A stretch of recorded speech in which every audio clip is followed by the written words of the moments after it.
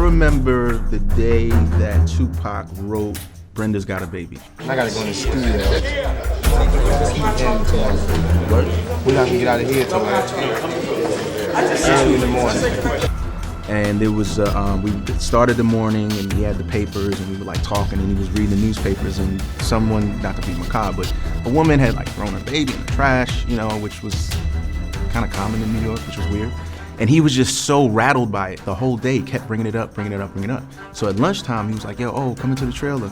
And he starts rapping this song to me.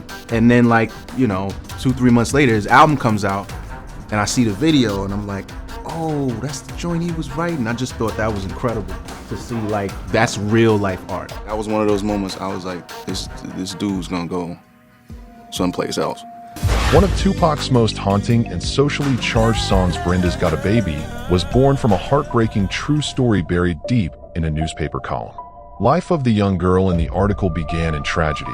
She was 4 years old when a gas fire spread through her family's apartment and carbon monoxide killed everyone inside in their sleep, except the little girl. At just 4 years old, with no parents, no real guidance, and a world already showing her its coldest face, she was sent to live with relatives.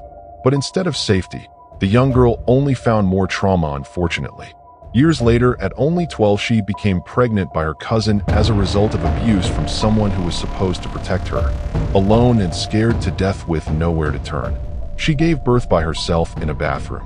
What happened next was her desperate attempt to hide the baby, so the young traumatized girl threw the baby in the trash container. As the story unfolded, the public barely noticed. It was just another small article, a few paragraphs lost between headlines about politics or sports, but this story shook Tupac to his core when he read it. Yo, I got a question. You know that video you made when that girl had that baby in the dumpster? Yeah. What inspired you to make that song in that video? I was reading New York Post when I was doing the movie Juice, and it was this story. It started out to be this big story about this family who died because they didn't have heat and they left the gas on. Everybody died except for this girl. She moved in with her cousin, second cousin. She started dating her second cousin. He got her pregnant. Nobody noticed she was pregnant. I was like, dang. And it was over a week, but the story kept getting smaller, smaller, and smaller. And I was like, this is like very important, more important than Juice. To me, it was a bigger story than Juice. And right now, nobody talks about that. No young black males, no black males talk about black females like we should. We need to take more responsibility for our sisters, because if we don't, who will? In Tupac's mind, Brenda represented an entire generation. Young, black, poor, and invisible. It was known in the neighborhood that the Perry family was heavily dysfunctional and incest was already present in the family. Brenda's Aunt Gladys Perry, who took her in after the gas fire accident, was a teenage mother with 6 children herself and already had a daughter with her first cousin. Her son Clarence dropped out of high school of telecommunications in the 11th grade. Later, he took classes at a business school, then he tried basketball and eventually became a drug dealer. The victim girl, who we refer to as Brenda in this case, was going to a school for special education for slow learners. The neighbors described her as a quiet girl who often played with children much younger than herself. One dreadful day, a maintenance worker by the name MacArthur Williams heard cries coming from the garbage area. At first, he thought it might be a cat, but after checking the area, he found a baby in the trash compactor. The police was informed and called. Upon further investigation, police found her cousin, a 21-year-old Clarence Perry, standing on the housing project rooftop and threatening to jump. The police managed to control the situation and convinced Clarence to come down. He told the police that he was the father of the baby and expressed remorse for what he did. And oddly enough, the neighborhood didn't even blame him, stating he didn't know any better. He was a product of the environment he was raised in. Clarence was charged and convicted to 6 months in jail, 5 years probation, and a mandatory psychological counseling program.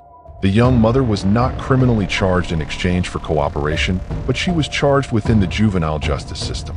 The girl's parental rights were terminated. She was placed under the care of the Human Resources Administration. The court focused on her rehabilitation and welfare, which is standard procedure in the juvenile justice system. The baby boy who survived was placed into foster care and later adopted. Over 3 decades later, after this unfortunate incident happened, a journalist, Jeff Pearlman, and a genealogist, Michelle Sully, tracked down a man by the name Davonn Hodge and confirmed his identity as the baby from this incident. The story and details of the reunion between the baby and the mother were published in Perlman's book in 2023. How did you learn that you were the baby from Brenda?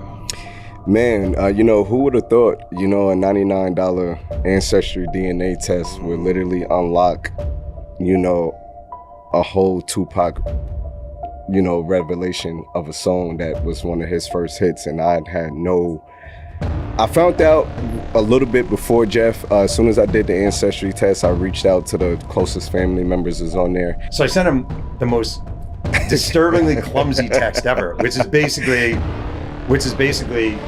hey, my name's Jeff Perlman. I'm writing a book about Tupac. By any chance, is this you?